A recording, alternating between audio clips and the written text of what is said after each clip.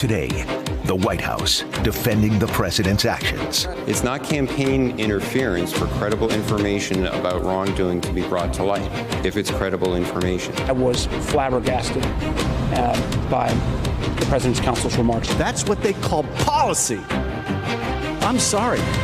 That's what I call corruption. As senators weigh whether to allow witnesses. I'm going to be one of those in favor of calling witnesses. I'm sure there'll be others. How many there will be on my side of the aisle, I just don't know. A key decision is about to be made in the impeachment trial of Donald Trump.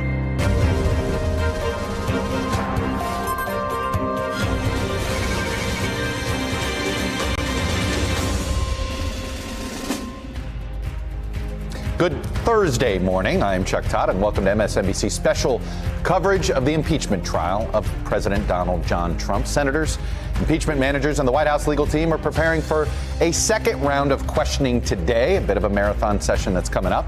And with a vote on witnesses likely now just one day away, Senate Republicans appear to be on the verge of successfully blocking Democrats' attempts to secure more witness and evidence testimony. Remember, Democrats need 4 Republicans to cross the aisle, and you assume they have all their votes. We shouldn't probably make that assumption all the time. But if they do, they would have those votes if they could get 4 Republicans. It appears, though, they have as many as 3, but that's it. And that lack of movement on witnesses from Senate Republicans comes despite the White House's new arguments that a president can accept information on a political opponent from a foreign leader, and that a president acting in the public interest and his reelection apparently can be classified as that, can't be impeached. This new White House defense appears to fit into a pattern with this president, where the first response to an accusation is denial, and then after more facts trickle out, the response eventually gets to, so what? Take a listen. Did you discuss Joe Biden, his son, or his family with the It doesn't matter what I discussed. Conversation I had was largely congratulatory. If you take a look at that call, it was perfect. I didn't do it. There was no quid pro quo. I would think that if they were honest about it, they'd start a major investigation into the Bidens. It's a very simple answer. But to be clear, what you just described is a quid pro quo. And I have news for everybody. Get over it.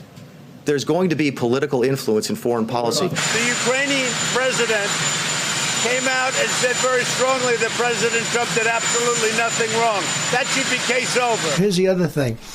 They got their money long before schedule. They got all their money. If a president does something which he believes will help him get elected in the public interest, that cannot be the kind of quid pro quo that results in impeachment. So there we are. Senate Democrats had been hopeful that this part of the trial might sway a few more Republicans, but so far it has not happened. And if it hasn't happened by now, it's hard to say how that changes in the next 24 hours without some unusual event that we don't know about. Hey there, I'm Chris Hayes from MSNBC. Thanks for watching MSNBC on YouTube. If you want to keep up to date with the videos we're putting out, you can click subscribe just below me or click over on this list to see lots of other great videos.